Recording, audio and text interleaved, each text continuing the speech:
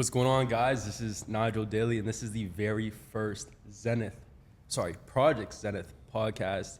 And today we have a guest, Josh Chang. Go ahead and introduce yourself, brother.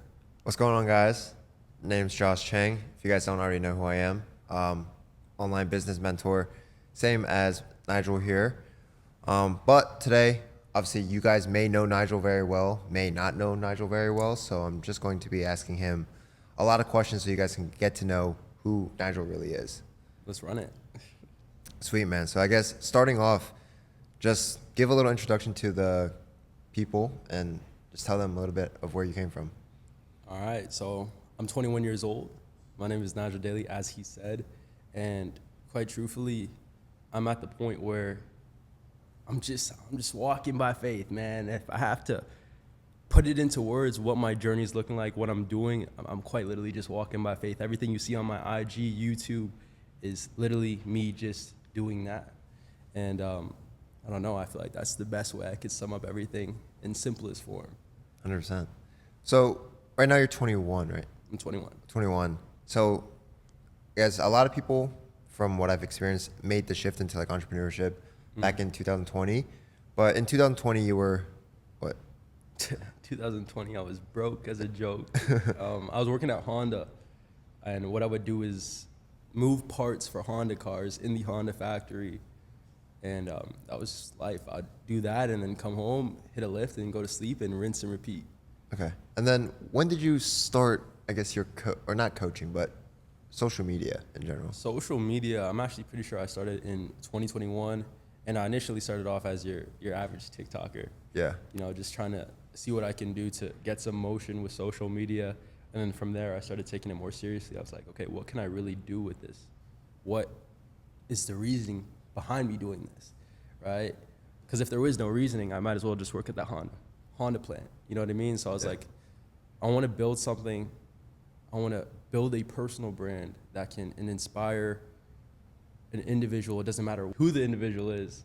I just wanted to post content that would inspire someone to just do something with their life, because that's all I was doing, right? That's all I was trying to do, at least, right? But I feel like 2021 is when I started posting content and taking it serious.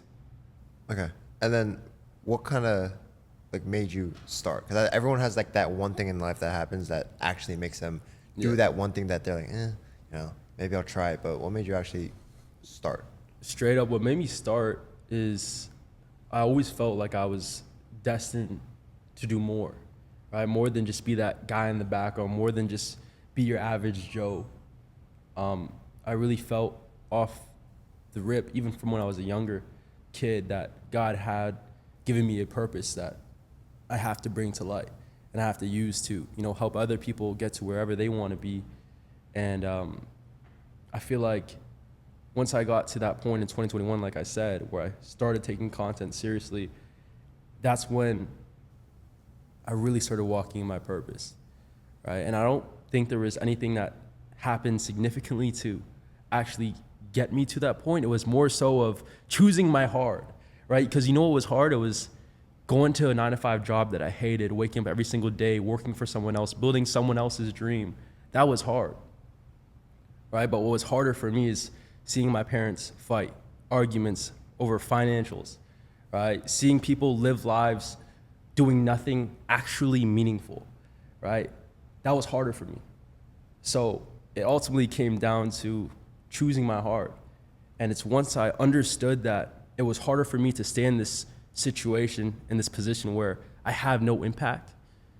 It was harder for me to stay there than it was to, work that job that I didn't like. So ultimately, when that hard became unbearable, I just started taking action and doing what I need to do to actually become that man that I feel like God has set me here to be, an inspiration, someone that people can look at and, truly understand what it means to be, a part of the kingdom and to walk the righteous path.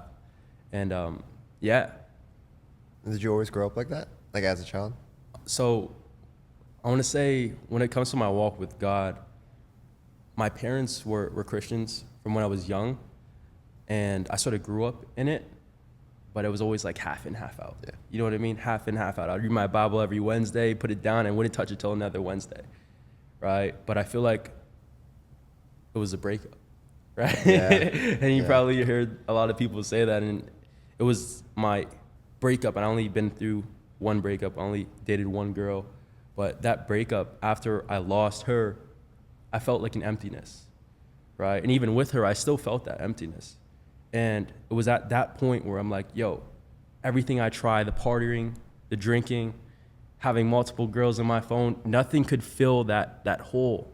And it was when I understood that, yo, that's a God-sized hole, and nothing is gonna be able to fill that other than God. That's when I started deepening my faith and really trying to reconnect with Christ and just started walking the righteous path. I feel like that breakup really started everything for me. Yeah. And that was what year was that? That was like Snap. 2022 or 3, right? I think, yeah, 2022. Okay. Yeah. Because Yeah. when we first met, it was when we were in like the same influencer Yeah. group. But that Alpha Land trip, that was the only time you went to Alpha Land, right? The only time I went to that. Yeah. And that time you had the girlfriend or no? I think we're still talking, but we had broken up already. Oh, okay. Yeah. So I remember when I first met you, I had like 6,000 followers on IG at that time, and everyone else there had there was like you, Cruz, like everyone else like 100,000 plus. I was like, damn, Yeah. like these guys got it. And I don't know, like I didn't even know about social media money back then at all, and we were all just trying to be influencers. This is before I think any of us really knew about coaching. But what was like life like as the influencer Life as the influencer, it was honestly pretty empty, right? And I'm gonna go back and actually redraw the line when I said I started social media, because when I started social media, the truth was, I honestly wasn't moving from a place of wanting to inspire people, but it was from a place of seeking attention, validation, trying to run up my numbers, because guess what? When you run up your numbers, you have more authority, right? People look at you and think of you as someone of importance, right? So in that space, when I was just posting to grow my following, and I was that influencer, but never really influencing, I feel like I was just chasing numbers. You know what I'm saying? I was chasing a higher following. I was chasing more likes, and it's just like it's like a hamster wheel, man. And you know what it's like, man. You want the brand deals, you want X, Y, and Z, you want the followers, and when you get that stuff, you realize that it's not exactly what you imagine, right? Like, you don't make money from brand deals compared to running your own business. And when you do have the followers, if you aren't actually influencing them and doing something in their lives that's deeply transformative, there's no purpose. You know what I'm trying to say? There's no purpose behind it. So I feel like that's what it was like, being that influencer, just doing what I felt I needed to do to just grow an audience, and hopefully with that audience, I had some sort of importance. Yeah, because that influencer world. I mean, I think everyone wants to get like the 10,000 followers. Like that's the first goal everyone hits, and obviously you passed that already, and you passed 100K, and now you're at like 200K. Yeah, I'm at like 248, about to crack $250,000. Yeah. So I guess when you were being an influencer before you switched to coaching, how was what was your, if I explain it the best way, what were your thoughts on like the numbers itself? Like when you were still an influencer, like what did you think about having the following, having the likes? Like I said, I feel like when I looked at the followers, it's like, that's your importance. That's how important and impactful you are, is the number of your followers, right? And that's far from the truth, right? Because as you know now, you don't need the biggest following to make deeply transformative change in other people's lives, right? Because I had, at the time, I would say, when I was running my influencing before I started coaching, and actually looking to change people's lives, save people's lives, it was more so just to, I don't know, let me think. It was more so just to like run up a higher number. Literally, that's all it was. Yeah. So then, in terms of being an influencer, when you were an influencer, like during that Alpha Land time, I remember, because it was a couple months after that where we kind of all made the switch to coaching. Did you know that you wanted to do something more? Like you had all the following, you had the likes, you had the fame and everything, but did you honestly think you were gonna go down, or did you know about coaching back then? Honestly, no. I might have heard of it, but I never really seen the importance of it, or what could actually be done with coaching. And I reached a certain point in my journey with social media as a whole where I was like, okay, what I'm doing right now, like I said before, it doesn't have any sense of purpose, right? Me chasing these numbers, I'm going to bed, laying my head at night, and I'm like, yo, why am I doing this? Why do I wake up in the morning and film these reels, these aesthetic reels, and drop them every single day? What is it if I have 1 million followers, but I'm still just dropping aesthetic reels showing off my physique, my six pack, and I have a bunch of people following me for my six pack? What does that mean? What am I gonna do with that? Not only what am I gonna do with that, what am I doing for other people with that? And I was sitting thinking to myself, and I had a conversation with God, and I was like, yo, you're meant for more than just this, right? You've been through tough times to share that testimony with other people to show them that they can make their dreams a reality, right? And it's when I flicked that switch and switched from seeking validation, seeking attention, to wanting to seek purpose, make impact, that everything changed for me. And I can't think of a time where I want to say when I was in that influencer space where I actually felt peace, bro. Like I said, it was a chase for a bigger number, higher following, more likes, and nothing was coming with it. And I was like, okay, this can't be it. This can't be the reason why I wake up and do what I do every day, right? Yeah. Yeah, no, I agree there. I mean, because like followers don't matter. Sure, I'd love to hit 100,000, you know, but like I'm not, stressing about it or anything like that. Yeah. But I think, at least for me, and I know other people as well that have coaching businesses, we don't chase followers anymore. We don't chase likes.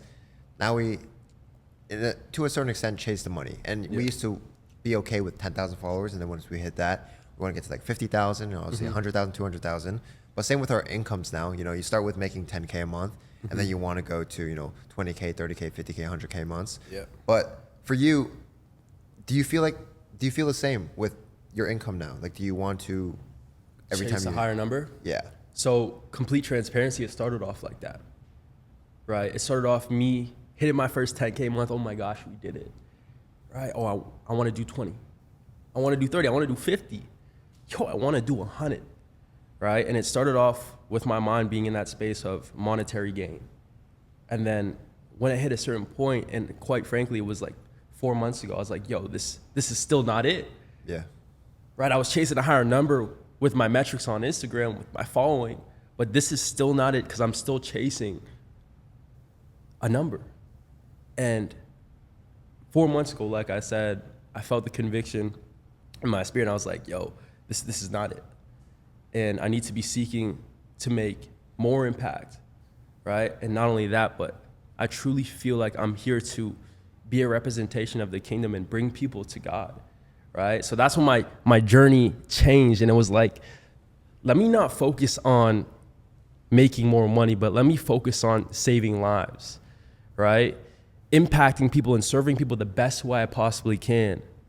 And it's when I switch that like I look at my business and I put my head to rest at night, I'm like actually at peace, knowing that I'm walking in my purpose. I'm not trying to find it anymore, right? I'm not chasing numbers anymore, but I'm walking in my purpose because I know what I'm doing.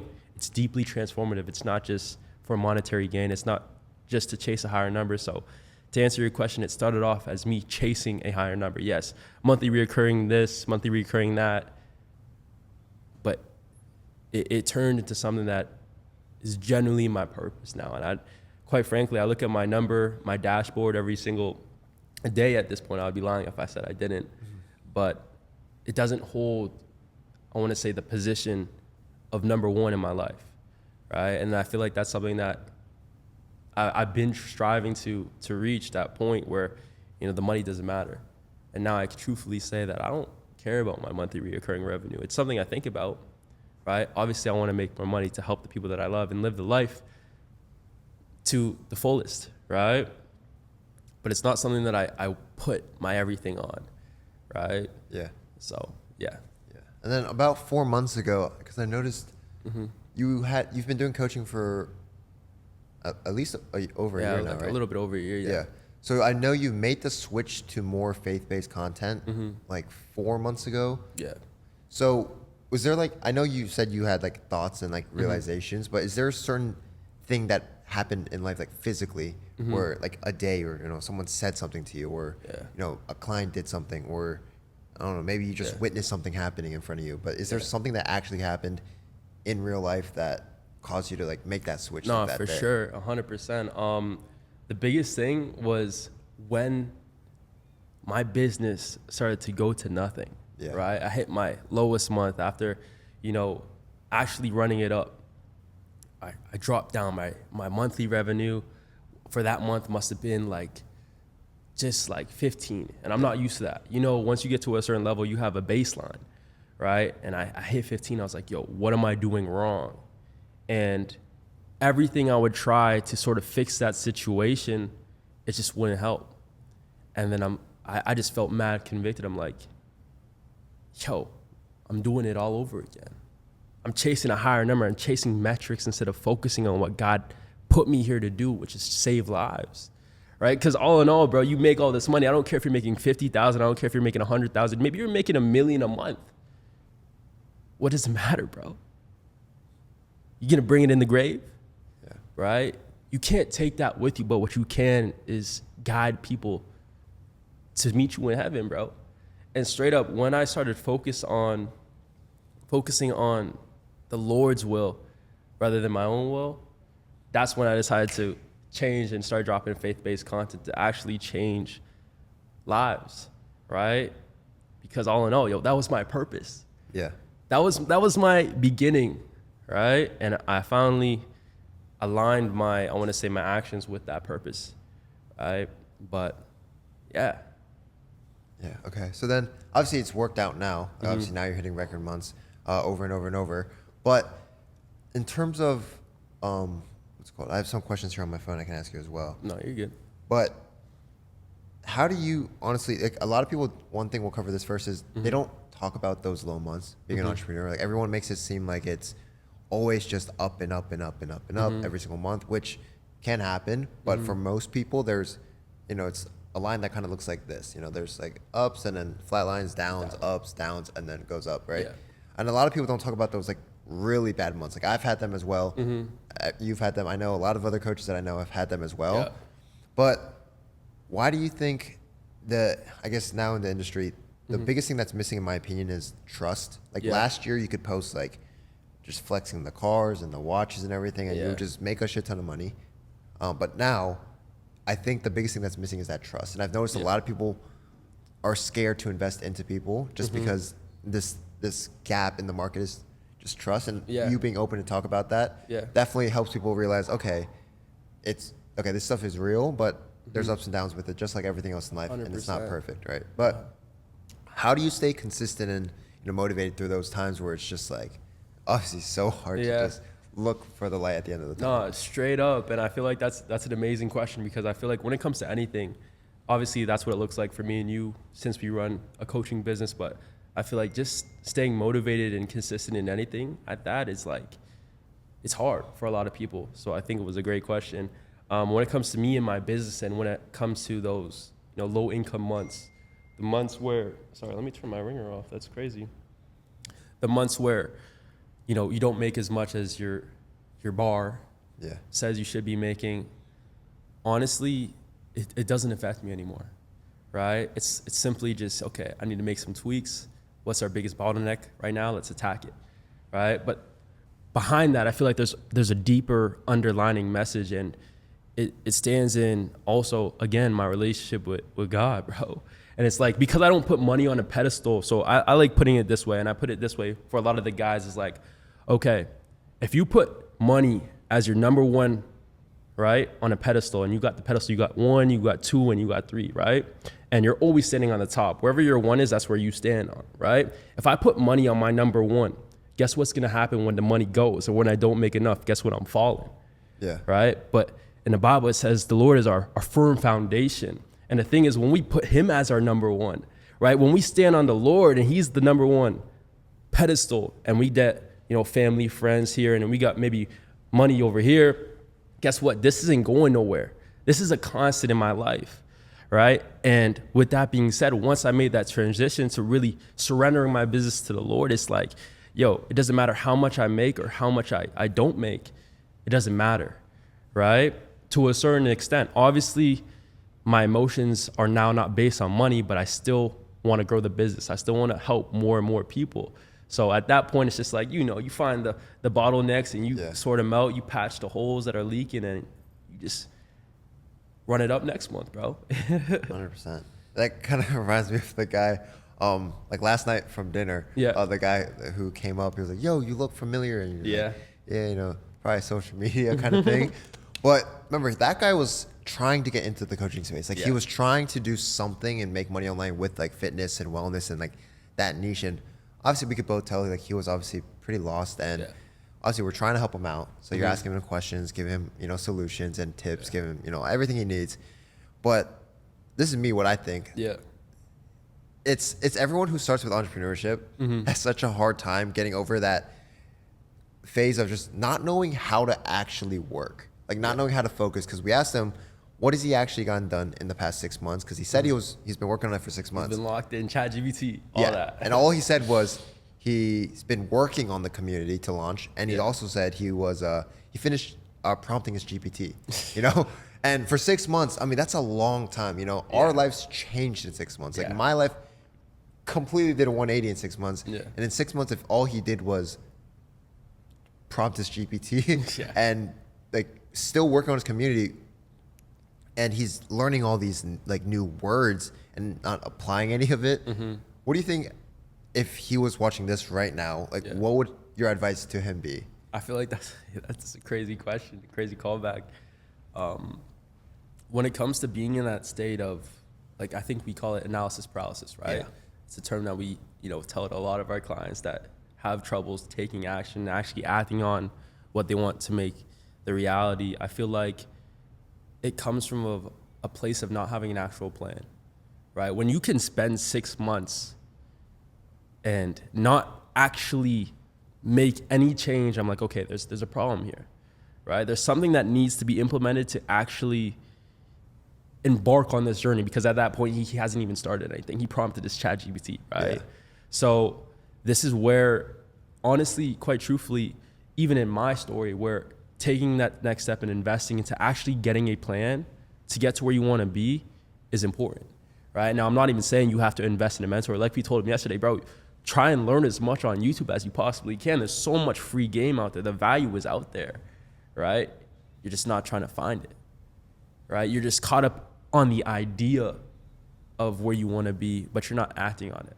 So if I had to tell him one thing, it would be to, for one, how bad do you actually want it, right? Because as of right now, you're choosing the wrong hard, right? Because I think it's pretty hard to play around with ChatGPT for 6 months and make no progress. Yeah. Right? Yeah. And I feel like it's just like, bro, you got to choose your heart, right? You can sit around trying to configure ChatGPT and prompt it in 10 million different ways and not get any results, or you can actually pick up your cross and figure out what you need to do to make something happen. So I want to say that people also get stuck there because of all the self-doubt thoughts. What if this doesn't work out? What if I don't make it happen? What if I fall short? And that's when I would tell them, like, yo, the only way to counteract self-doubt is by taking action. And that is a fact, right? If you sit around like a duck, right, and try and fiddle with your fingers, bro, like nothing's going to get done, right? And those self-doubt thoughts are going to continue to creep in, right? And it's not until you take action on, investing in a mentor, figuring out that plan like I talked about earlier, that you're actually going to see change, right? So I would tell them, yo, you're stuck in analysis paralysis because of the self-doubt thoughts, but the only reason you're getting those self-doubt thoughts is because you're not taking action. You need to pick up your cross, like I said, and do something, right? 100%. Because the thing of like not taking action, I think a lot of people get so overwhelmed by the fear of like failing. Yeah. When if I do this, can I make it? Am I going to fail? Or they've tried something in the past, like, I've tried in the past. I tried, drop shipping or something with entrepreneurship and I failed, so it's scaring me now, right? Yeah. But this feeling of being anxious, I think truly comes from, I think it's just a signal from your brain telling you and your body, like, you're not doing what you need to be doing. Yeah. And everybody who gets so stuck in this phase of analysis paralysis, usually in some way, shape, or form is taking action, just taking action on the wrong things. Yeah. Right. So like my advice for that guy would just be like, people like that, like you just need to invest. Yeah. 'Cause they're just so lost. They think they're solving like the issue that is the most important to them, but they're just solving like an issue that can realistically be solved like 3 months later. The low leverage stuff. Yeah. So like I like to call it the A+ problems, right? Like solving your A+ problem. What is it? Probably just posting and just, hey, showing the world that I have something to sell. You know, Yeah. I can actually help you. He was talking about the low ticket stuff as well. Yeah. What are your thoughts on low ticket? So low ticket, I'll make this really simple. There's a lot of different takes by a lot of different people, and obviously it really depends on what you're selling, first of all. But my thoughts on low ticket is you need a copious amount of volume to actually, I want to say, make really good money with low ticket, right? From a monetary standpoint, right? And when you sell high ticket, I mean, like, bro, you sell one coaching program for $2,500, or you can sell, shoot, let me do quick math. You could sell 25 programs for $100, right? I'm betting on that one high ticket client over finding 25 people to pay $100, right? Not only that, but you got to understand with the low ticket, these guys churn after their second month. I don't care how good your product is, bro. Your average is going to be around like 3 months, I want to say, if it's a really good product, 3 to 4, right? And then they're going to churn, right? With high ticket, you get them in for the high price point, and then you can upsell them on the back end. And not only that, but in terms of service delivery and actually helping people out, like there's only so much you can do with low ticket. Yeah. But if you get them to charge, if you charge them a premium, and you give them a premium service that's a one-to-one service, you can actually implement deeply transformative change in their lives, right? Help them the way that they need to be helped, right? So, I don't know. I mean, like, high ticket is just the way to go, man. Like, I feel like there's no other way, especially for people in online fitness coaching scene. Yeah. No, just because a lot of people who want to start coaching, they have not too many followers as well. And I always tell people, I mean, would you rather sell, you know, like you said, $100 things, or would you just sell a one-time thing of like, you know, anywhere from 1 to 5K? Yeah. Just because if you have like 100 followers, if you even sell to all 100 of them, which you most likely won't, like you sell maybe like 0.01% of them, so like maybe one guy, right? You sell him $100, it's gonna be harder because if he is only willing to invest $100, usually, you know, they have like the worst mindset. They don't usually want to invest. It's always the people with the most money who want to invest the most. All right. So let's say you grab one person from, or just say even 10. You make $1,000. Cool. You sold 10 people, 10% of your following, which is pretty hard as well.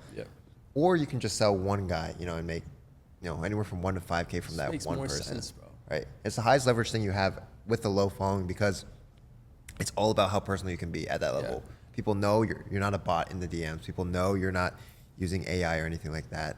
But it could really just be as simple as just selling that one guy, and then you make someone's, you know, monthly or 2 month salary in 30 minutes. Yeah. Literally. That's it. Right there. That's it. You know what I'm saying? And like you were saying, when you have a low following, it is so important to leverage high ticket because you're not working with any volume whatsoever, right? So what you need to be focusing on is connection, right? And ultimately, the lower ticket, right? The less connection you have with the person on the other side of the screen, right? Because they're not paying for a premium service, right? So you're not going to be providing them with a premium service, right? So I feel like just all in all, high ticket just makes a lot more sense, especially for those guys that do have the low following. And I feel like you do an amazing job at, honestly, showing people how to get it done with low followings, right? And I want to ask you a question. What do you feel like is the biggest thing you can tell someone with a low following out there that is looking to get in the coaching space that will help them set themselves apart from the guys with the bigger following, right? That guy with, let's say, 50 to 100K. Yeah, so my biggest piece of advice that I could give anyone with a low following, let's say anything under 100 or 1,000 followers, I've had, you know, clients make, you know, anywhere from 1 to 10K just off, you know, with that much following, just because this is the one thing that's helped them that can help anyone. And it's understanding, like I said earlier, that you have an advantage of being very personable, right? People with a big following, 50,000, 100,000, people want to know if they're going to pay a couple $1,000s that they're going to get the service. And if someone has 50,000 followers or 100,000 followers, to them it might be a little scary. It might just another number to them. It might just another client. Versus when you have 1,000, they know you don't have too many clients. So it's, okay, when I pay this guy, I know I'm going to get one-on-one. Yeah. Right? Because the whole thing is you can't charge high ticket if it's not one-on-one. But if they know it's one-on-one, they know you're going to take care of them. They know there's going to be a connection being built throughout, your duration of working with each other. Yeah.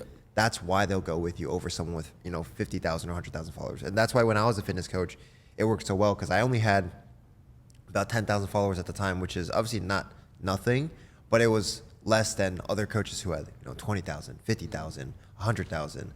And I was just able to connect with people more. And they just saw, hey, he's not chasing followers. All he cares about is helping people. Yeah. He doesn't care about his likes. He doesn't care about how many views he gets. He just wants to get inside my brain and change who I am. Yeah. So to sum it up, basically, yeah, I would say the biggest advice is just building a one-on-one connection. Just was like a simple DM funnel, Yeah.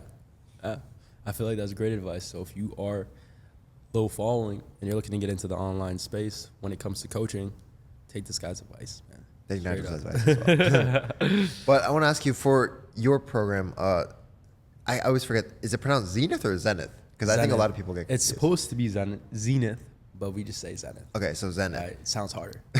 So Zenith, what does Zenith really mean? Okay, so Zenith is the pinnacle of something's existence, like the highest point, the most successful point. So we added the project on top of it to sort of represent the journey to getting to our zenith, right? Our peak, you could put it, right? And I feel like this is something that never goes away. I'm always on Project Zenith. Every day that I wake up, guess what it is? It's Project Zenith. You know what I'm saying? Mm-hmm. It's what can I do today to become the best version of myself, right? And I feel like, it's super tough. I mean, look at it, Yeah. I like how there's no O and E. No I vowels. like when it does that. Yeah. But I guess for your goal with Zenith, like what's the actual end goal with Zenith? Like, do you want to keep doing Zenith forever, or do you want to move it up to, like a larger scale of some kind? Or So when it comes to Zenith, like a lot of people look at it, this guy helps fitness coaches make more money. You could look at it that way. When I look at Zenith and what it's going to become in the future, it's going to become the biggest faith-based entrepreneur launch pad, you could put it, right? Where any faith-based entrepreneur looking to make money online could come in and get what they need to actually build a business that's, for one, sustainable, and for two, that actually honors the kingdom, right? And that's literally what it is gonna look like in the future, and I'm gonna stick with it until we get there, right? So I don't know how long it's gonna take to get to that end goal, but that's the vision. 100%. And what's your end goal in life? Honestly, when it comes to my end goal in life, there's a whole lot of things I can say. There's a whole lot of routes I can take this, but the biggest thing is to be a good representation of the kingdom, right? To really put on for, I want to say, God, and just be the best I can be in his eyes, right? Not in people's eyes, not because I had the nicest cars, not because I dressed the coolest or had the most followers, but because I was a righteous follower of the Lord. And I feel like in a world like we live in today, it's really hard, right? You know what I'm saying? The curls, the cars, the money, the watches, like it's hard. And I want to be the person that goes through that hard and actually comes out on the other side, a man of God still. And so one way that I could put it is just like straight up showing God just what his creation is truly capable of. Right? I like it. Sweet. Yep. Besides that, I think that's everything I kind of had here to ask you. I guess if you want to dig more into the coaching side of things and more strategies behind it, what would your advice be to anyone who is obviously faith-based and trying to, we'll start their coaching business, and then we'll go into scale their coaching business. But just starting with, what's your advice for someone who wants to start? But for sure. Since we talked about analysis paralysis, minus that. Yeah, okay. So the biggest thing at the start is really figuring out who you want to help, right? And we know it as ICP, your ideal client portfolio, right? Or persona, you could put it like that.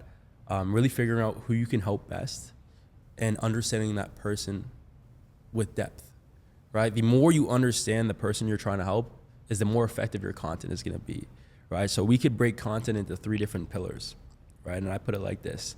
When it comes to making that deeply transformative content, like I mentioned earlier, it comes down to aligning people with their core beliefs, which is the first one. We have core beliefs, then we have their limiting beliefs, and then we have their desires, right? Desires are things they want to attract or create in the future, right? The limiting beliefs are the things that are stopping them from actually acting on their core beliefs. Now, their core beliefs is the most important part. This is what builds up and makes their identity.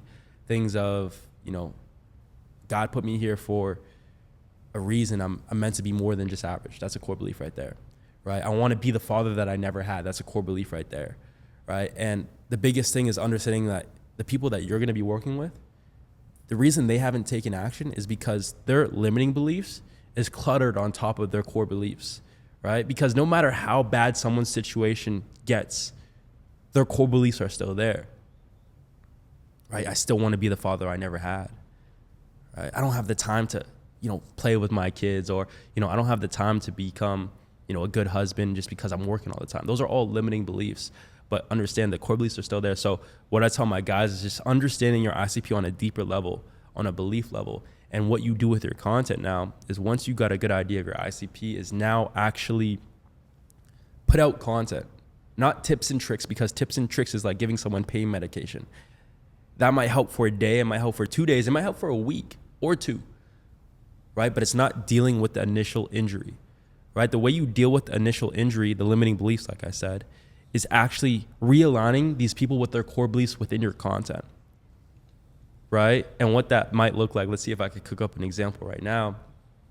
You want to be the father you never had, but you're not willing to make the time to actually be there for your family and understand that it starts with you, what you do on a day-to-day basis. It's a clear example of listing his core belief to start the video, right? I want to be the father I never had. Yeah, bang.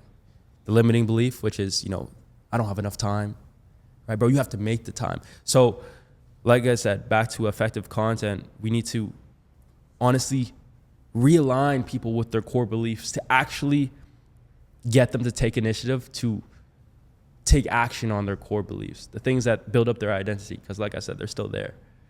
And honestly, I feel like it really starts with your content, because the deeper you go with your content is, back to that connection that you were mentioning earlier, that's how you connect with people, right? That's how you form bonds, right? And when you relate to them, when every other coach is giving them tips and tricks, when you relate to them on a deeper than surface level, guess what? You stand out. Not only do you stand out, but you actually help these guys on a deeply transformative level, like I keep saying, right? But honestly, I'd say starting out by just figuring out who it is you want to help and how you can actually help them. 100%. And then I guess in terms of people who have already started, let's say they're making already, even anywhere from 5 to 10K a month. Mm-hmm.